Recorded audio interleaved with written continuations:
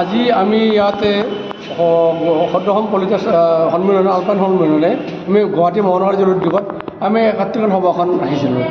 আমাৰ উদ্দেশ্য হৈছিল যে আমি কলিতা সংগঠনবিলাক বিভিন্ন ভাগত বিভক্ত হৈ আছোঁ, যেতিয়ালৈকে আমি একত্ৰীকৰণ এক নহওঁ তেতিয়ালৈকে চৰকাৰৰ ওচৰত আমি যিবিলাক দাবী কৰোঁ সেইবিলাক দাবী বৰ আমাৰ সহজভাৱে চৰকাৰে লোৱা নাই। গতিকে আমি একত্ৰীকৰণ হ'বই লাগিব।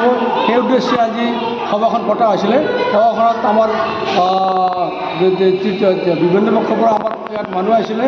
আমাৰ কলিতা জনগোষ্ঠী সন্মিলনৰ পৰা আহিছিলে সভাপতি ডাঙৰীয়া, আমাৰ কলিতা আলপান ডিষ্ট্ৰিক্টৰ সভাপতি ডাঙৰীয়া ডক্টৰ পৰিণত ডাঙৰীয়া আছিলে, আৰু তেনেকৈ বিভিন্ন জিলাৰ পৰা আমাৰ সভাপতি সম্পাদক আছিলে। আজি সভাত প্ৰস্তাৱ লয় যে সকলোৱে একত্ৰীকৰণ সপক্ষে মত দিছে যে কলিতা জনগোষ্ঠীখন একত্ৰীকৰণ নহ'লে আমি আমাৰ আগন্তুক দিনত যিবিলাক দাবী উত্থাপন কৰোঁ সেইবিলাক দাবীবিলাক আমি ভালভাৱে অৱলম্বন নোৱাৰিম। গতিকে আমাৰ আজি সভাৰ প্ৰস্তাৱ লয় আৰু এখন 6দিনীয়া কমিটি সন্মিলন কৰে। এই কমিটিখনে পৰৱৰ্তী সময়ত এই একত্ৰীকৰণ সম্বন্ধীয় আলোচনা বিচনা কৰিব। আৰু অনাগত দিনত কেনেকুৱা ধৰণৰ কাৰ্যপন্থা হ'ব আপোনালোকৰ? অনাগত দিনত আমাৰ কাৰ্যপন্থা এইটো হ'ব যে আমি একত্ৰীকৰণ হ'মেই আৰু আমি একত্ৰীকৰণ হৈ কিনে চৰকাৰৰ দাবী উত্থাপন কৰিম।